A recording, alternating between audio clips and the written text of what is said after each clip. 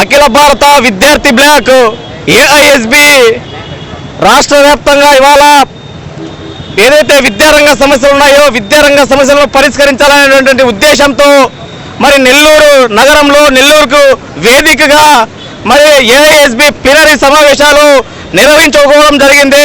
మరి అందులో భాగంగా ఇవాళ all India student black AISB ఆధ్వర్యంలో రాష్ట్ర వ్యాప్తంగా నెలకొన్నటువంటి విద్యారంగ సమస్యలు పరిష్కరించాలని చెప్పేసి ఇవాళ పెద్ద ఎత్తున ర్యాలీ నిర్వహించడం జరిగింది।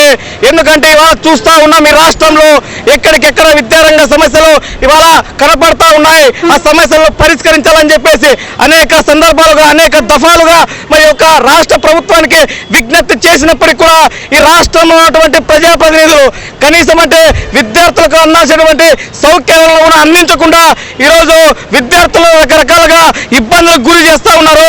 అదేవిధంగా ఇవాళ ఈరోజు ఎన్డీఏ ప్రభుత్వం ఏర్పడిన తర్వాత ఇవాళ కార్పొరేట్ ప్రైవేట్ సెక్టర్ని పెంచి పోషిస్తూ ఉన్నారు। ఈరోజు ప్రైవేట్ సెక్టర్ని పెంచి పోషిస్తేనే కాకుండా అదేవిధంగా మీరు ప్రభుత్వ రంగాల్ని నిర్వీర్యం చేసే విధంగా ఈరోజు వీళ్ళు పాలన కొనసాగిస్తూ ఉన్నారు। తక్షణమే ఇవాళ రాష్ట్ర ప్రభుత్వం స్పందించి రాష్ట్ర వ్యాప్తంగా నెలకొన్నటువంటి విద్యారంగ సమస్యలు పరిష్కరించాలని చెప్పేసి డిమాండ్ చేస్తూ ఉన్నాం। అదేవిధంగా ఇవాళ రాష్ట్ర వ్యాప్తంగా చూస్తూ ఉన్నాం ఏదైతే సోషల్ వెల్ఫేర్ సంబంధించినటువంటి వసతి గృహాలు కావచ్చు లేదా బీసీ వెల్ఫేర్ సంబంధించినటువంటి వసతి గృహాలు కావచ్చు ఇవాళ అక్కడ వసతులు లేక విద్యార్థులు ఇబ్బందులు పడుతూ ఉన్నారు।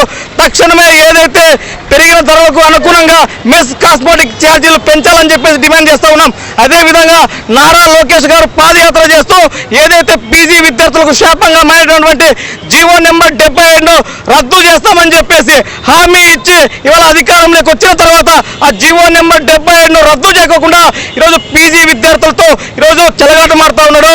తక్షణమే నారా లోకేష్ గారు మీరు ఇచ్చినటువంటి హామీలను తక్షణమే అమలు పరచాలా, అమలు పక్షాలని ఎడల తక్షణంగా ఏఐఎస్బి ఆధ్వర్యంలో పెద్ద ఎత్తున రాష్ట్ర వ్యాప్తంగా ఆందోళన చేస్తామని ఈ సందర్భంగా నారా లోకేష్ గారికి ఎన్డీఏ ప్రభుత్వానికి హెచ్చరిక జారీ చేస్తా ఉన్నాం।